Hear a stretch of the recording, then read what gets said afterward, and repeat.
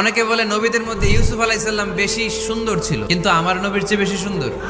ইউসুফ আলাইহিস সালামের চেহারা দেখে মিশরের মেয়েরা এত সুন্দর নবী ইউসুফ আলাইহিস সালামকে দেখে লেবু কাটতে যে আঙ্গুল কেটে ফেলেছিল। এই কথা যখন আমাদের প্রিয় নবীর স্ত্রী আমাদের আম্মা জান আয়েশা রাদিয়াল্লাহু তাআলা আনহা শুনলেন, উনি বললেন, ও মিশরের নারীরা, তোমরা ইউসুফ নবীর চেহারা দেখে লেবু কাটতে যে আঙ্গুল কেটেছো, তোমরা যদি আমার স্বামী আমার নবী প্রিয় নবীর চেহারা দেখতা, তাহলে লেবু কাটতে যে আঙ্গুল নয় কলিজাটা কেটে খান খান করে দিতা।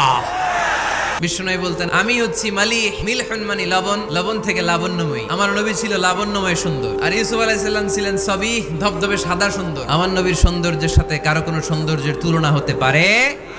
বিষ্ণু ইসলাম বললেন, গোটা বিশ্বের মানুষকে আল্লাহ দুই ভাগ করলেন, এক ভাগ জান্নাতি, এক ভাগ জাহান্নামী। আমারে জান্নাতীদের মধ্যে ফেললেন। কুরাইশ বংশে অনেক খানদান আছে, আমারে হাশিমি খানদানে ফেললেন। হাশিমি খানদানে অনেক পরিবার আছে, আমারে শ্রেষ্ঠ পরিবারে ফেললেন। যে কোনো ক্রাইটেরিয়ায় হোক, মানদণ্ডে হোক, গোটা বিশ্বের মধ্যে আমি সেরা। চিল্লায় বলেন ঠিক কিনা?